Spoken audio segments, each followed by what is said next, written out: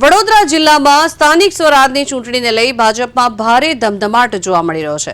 જિલ્લા ભાજપ કાર્યાલય ખાતે ઉમેદવારો માટે સેન્સ પ્રક્રિયાનો પ્રારંભ કરવામાં આવ્યો છે।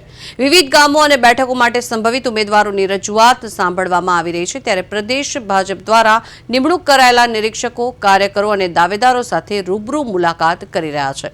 જિલ્લામાં વિવિધ બેઠકો પર ચૂંટણી લડવા માટે દાવેદારોનો ભારે ધસારો જોવા મળી રહ્યો છે, ત્યારે સેન્સ પ્રક્રિયા પૂર્ણ થયા બાદ નિરીક્ષકો પોતાનો રિપોર્ટ પ્રદેશ કક્ષાએ રજૂ કરશે અને તેના આધારે અંતિમ ઉમેદવારોના નામની જાહેરાત કરવામાં આવશે।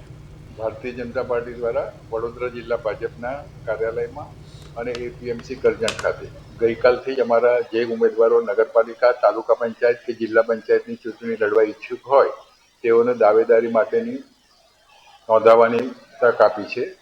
આજે સવારથી જ વડોદરા જિલ્લા ભાજપ કાર્યાલય ખાતે સૌપ્રથમ વાઘોડિયા નગરના નગરપાલિકાના દાવેદારો હતા, એમાં 64 દાવેદારોએ પોતાની દાવેદારી રજૂ કરી છે।